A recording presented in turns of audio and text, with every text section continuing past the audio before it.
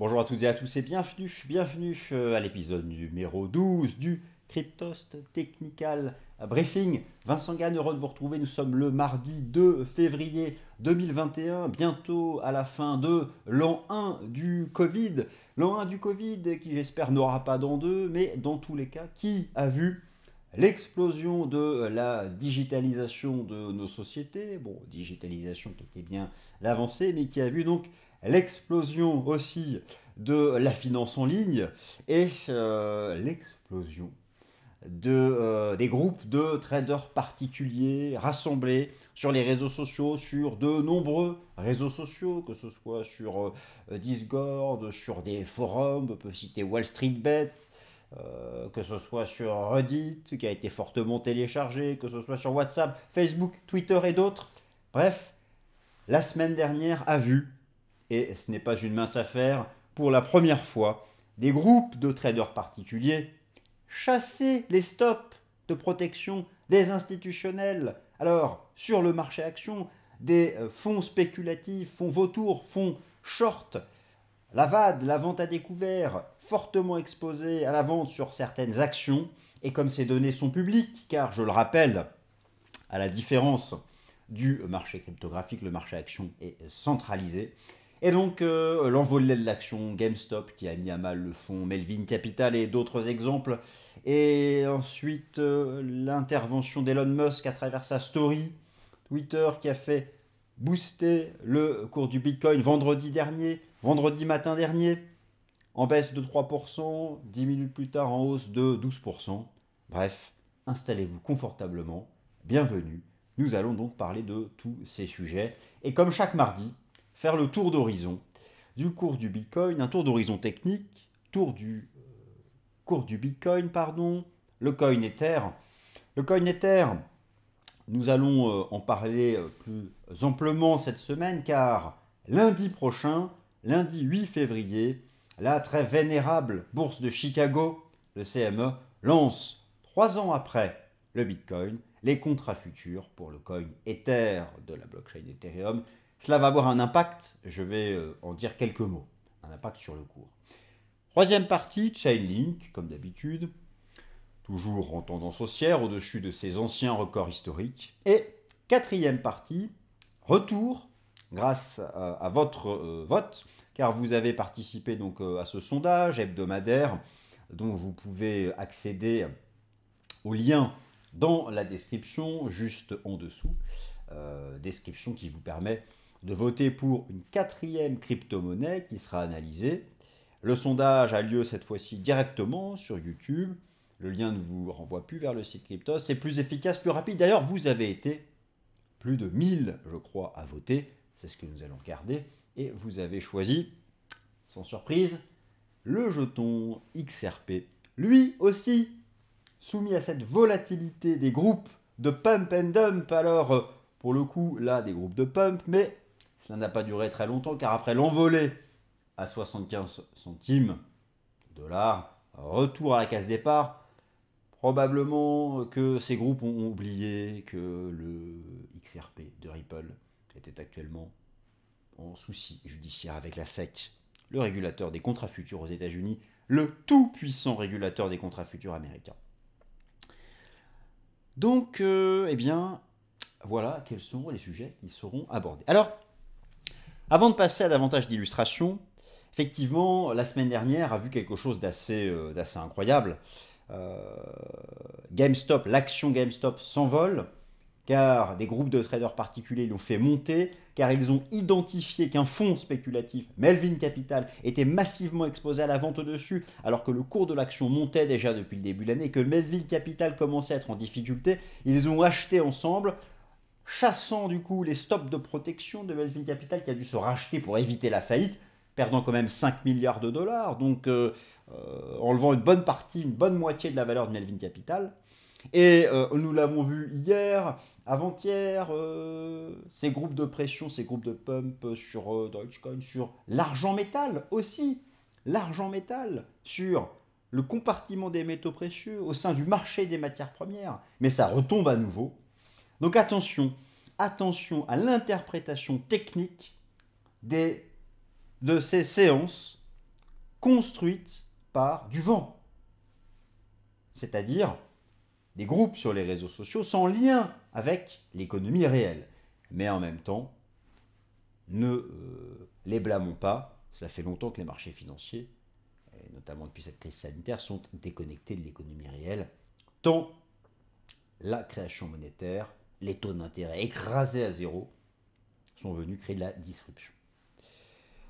Voilà, chers auditeurs, pour ma petite chronique d'introduction. J'espère que vous êtes encore présents, qu'elle ne vous a pas trop ennuyé. Maintenant, nous allons passer à quelques illustrations. Toujours sur ces sujets, et puis donc faire le tour d'horizon, promis, Bitcoin, Ether, Chainlink et XRP. Il est temps pour moi de rapetisser et d'apparaître ici en bas à droite. Alors, oui donc, commençons par le commencement. Vous avez donc dans la description, quelque part par ici, par là-bas, de quoi accéder à cette page. Un lien qui vous dirige vers une sous-section YouTube de votre chaîne Cryptost. Vous êtes donc 1400 à avoir voté la semaine dernière pour que le jeton XRP soit analysé. Faisons les bonnes liaisons cette semaine. Vous pouvez donc maintenant cliquer sur ce même lien au début de la description pour voter pour l'émission du 9 février 2021. Passons donc sur le graphique du cours du Bitcoin. Ici donc en dollars américains, mais je pourrais aussi l'exprimer en dollars euros. Cela ne changerait pas grand-chose. Le cours du Bitcoin, depuis maintenant 3 semaines, est en range. En trading range. Un trading range que moi j'estime, vous le savez, bienvenu, respectant l'historique du cours du Bitcoin, car si le cours du Bitcoin, qui cote depuis 10 ans, plus de 10 ans, en est là où il est, partant de quelques centaines de dollars à son prix actuel, c'est qu'il a évité de tomber dans les excès des bulles spéculatives. Alors, il y a eu des années de fort retracement, le drawdown est encore très important, la volatilité est nettement plus forte que sur une monnaie classique du Forex, c'est-à-dire le marché d'échange flottant, c'est normal, il y a moins de volume, mais chaque mois, chaque année, voit le volume augmenter, notamment grâce à l'arrivée des institutionnels, permis en grande partie par l'arrivée des contrats futurs, des contrats d'options, pour le coup listés, centralisés. La bourse de Chicago, certes, mais pas que. Bref, l'arrivée des institutionnels sur Bitcoin a donné du volume et a clairement participé à la hausse et au nouveau record historique du cours du Bitcoin depuis un mois et demi maintenant, lui donnant en fait cette valeur financière qui s'additionne à sa valeur commerçante, c'est-à-dire son utilisation par les commerçants. Alors, revenons à nos moutons. Cours du Bitcoin, prenons comme chaque semaine le recul du long terme. Oui, le long terme, ce n'est pas marrant, mais c'est le cadre. Donc à long terme, le cours du Bitcoin, c'est ça. Une impulsion, 2 ans de range. Une impulsion, 2 ans de range. Et une impulsion, nous sommes au cœur d'une impulsion. Me rappelant encore, et là je raisonne selon un principe mathématique que nous avons tous étudié en classe. Rappelez-vous, à l'époque, le raisonnement par récurrence. Donc nous sommes quelque part comme ici, au printemps 2017, après le débordement des anciens records historiques, l'envolée, le retracement, l'envolée, le dépassement donc des anciens records historiques et le retracement, la pause. C'est donc une bonne chose. Cette pause est-elle terminée? Techniquement parlant, objectivement, là maintenant, personne ne le sait. Nous sommes encore en range. Et encore une fois, je le rappelle, le marché pourrait rester en range entre les 25 000 $ et les 40 000 jusqu'en mai dernier, que cela ne poserait aucun problème au mouvement de fond. Et ce sera même souhaitable. Cependant, je doute que le marché soit suffisamment patient. eu égard au fonctionnement actuel des marchés financiers, à la liquidité, à l'institutionnalisation. La situation n'est peut-être pas, d'un point de vue des caractéristiques structurelles du marché, comparable à ce que nous avons connu ici en 2017. Alors revenons aux données journalières. En données journalières, qu'il s'agisse ici du Bitcoin euro, dollar, pardon, ou du Bitcoin euro. Parce que parfois on me pose la question, pourquoi en dollars et pas en euros? Il n'y a aucune différence sur le plan technique, donc je le montre. Le marché est en range. Un trading range chartiste qui prend la forme d'une figure en triangle. D'un point de vue strictement académique, d'un point de vue strictement scolaire. Alors, scolaire oui, car l'analyse technique est enseignée. Elle l'est surtout dans les pays anglo-saxons. Elle est même au programme du CFA, qui est un programme d'analyse financière. Il y a un module d'analyse technique. Il y a des diplômes d'analyse technique, soit l'IFTA aux États-Unis, soit la STA à Londres. L'analyse technique est enseignée en Asie et quelques universités françaises proposent des modules. Donc d'un point de vue académique, le triangle est une figure de continuation. Continuer la tendance qui précède la construction de la pattern, elle est ici haussière. D'ailleurs, si l'on prend le cours du Bitcoin depuis le point bas du choc boursier du Covid, impulsion, triangle, impulsion, triangle. Alors, j'y associe le momentum, représenté ici par l'indicateur technique RSI, l'Ishimoku, le chartisme.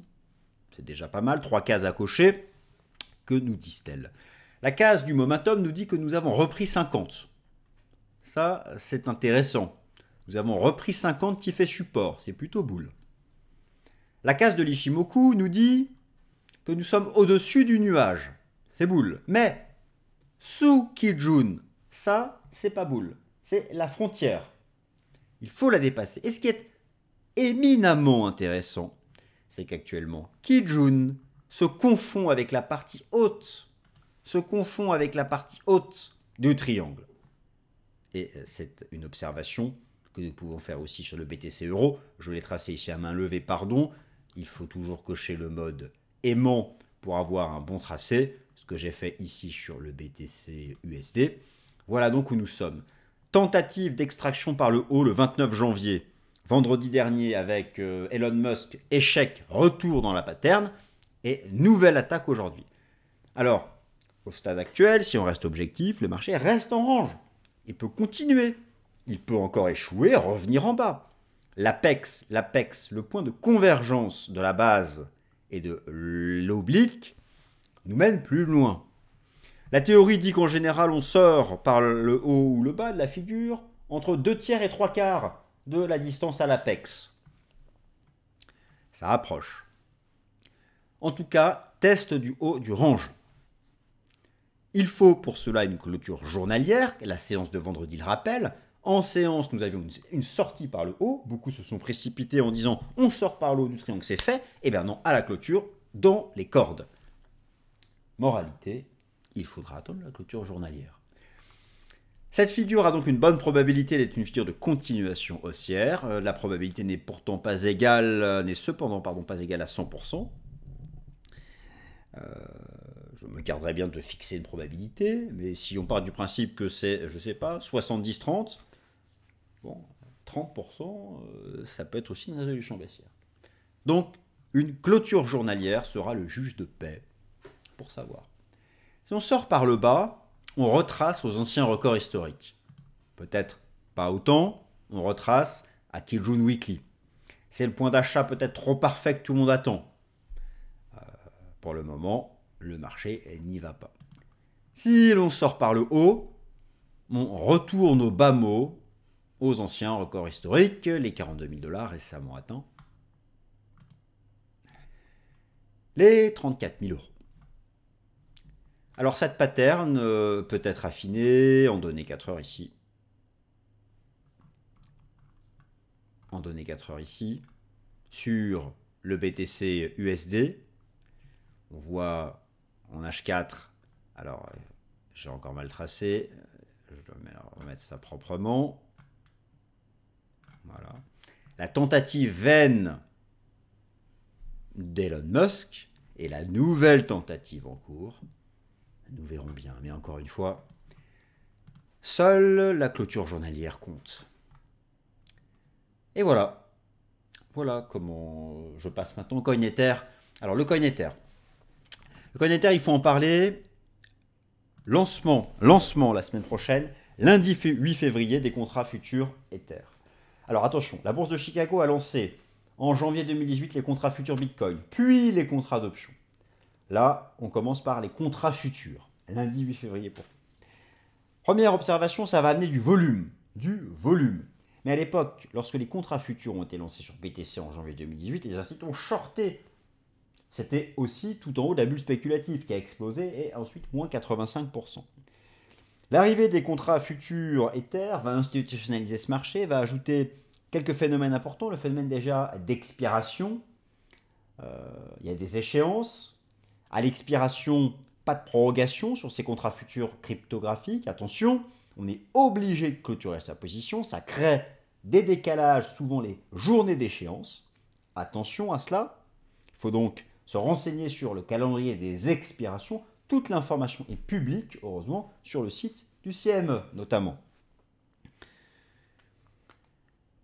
L'institutionnalisation des échéances pour ces contrats futurs qui sont cash settled. On n'est pas livré physiquement à la bourse de Chicago.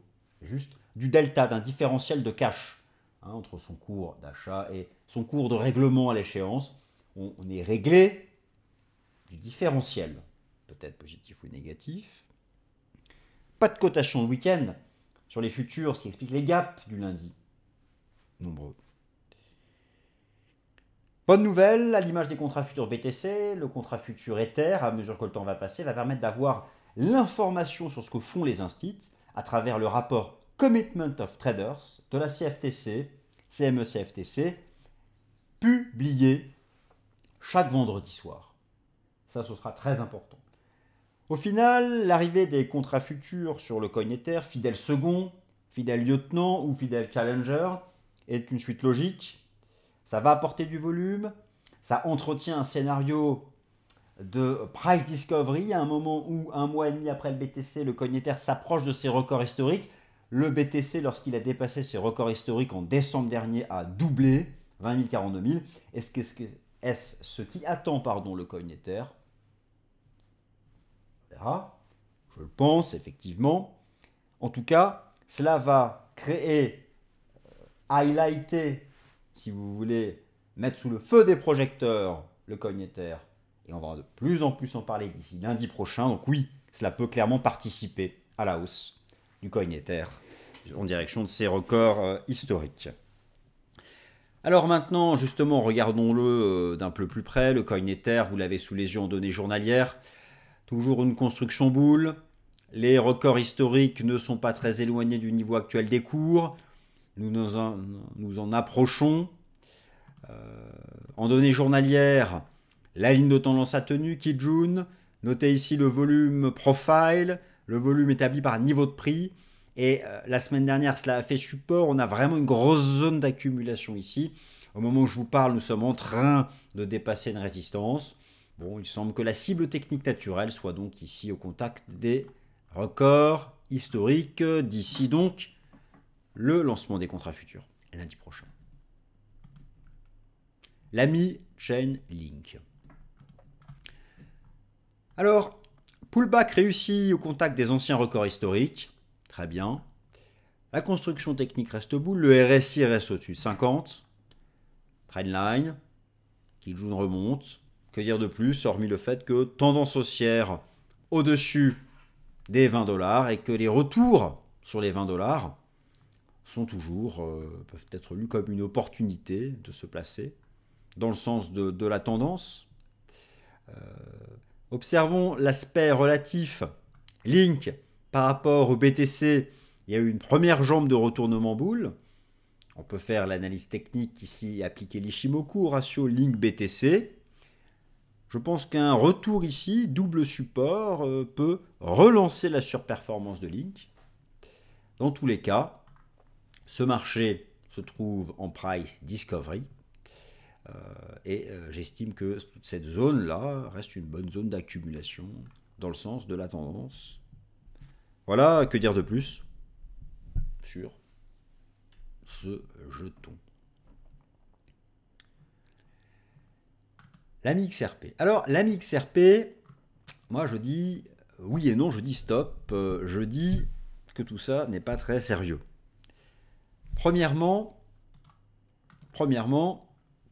l'AMI XRP est actuellement en difficulté judiciaire avec la SEC. C'est pas rien la SEC.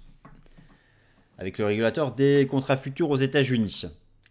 L'AMI XRP, effectivement, d'un point de vue technique, s'est stabilisé sur sa base de départ de son accélération haussière de novembre dernier. Et l'AMI XRP a surtout intégré la liste des actifs financiers ayant le vent aux poupes grâce au groupe de Pump and Dump.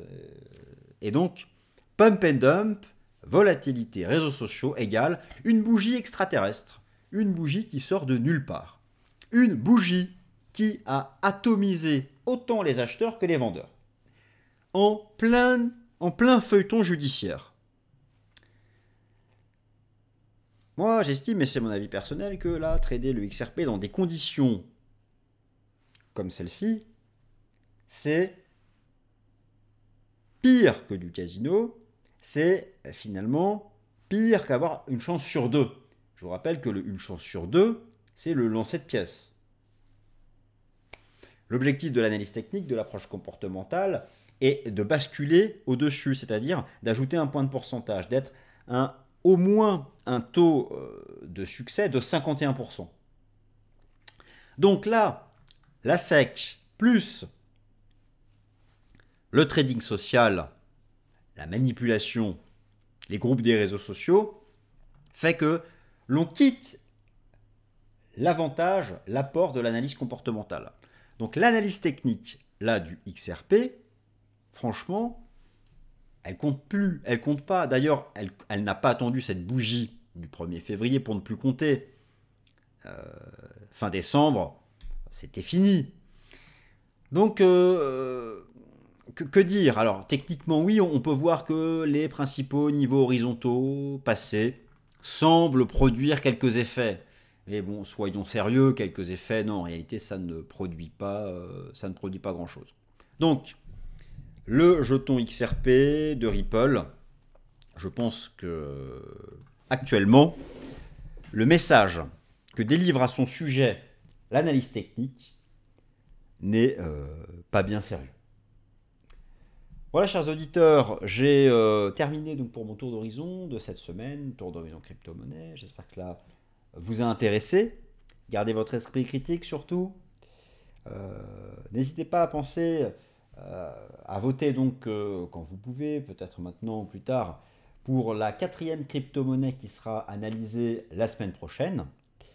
Et quant à moi, eh bien, je vous remercie. Merci de m'avoir écouté. Bonne journée et à mardi prochain.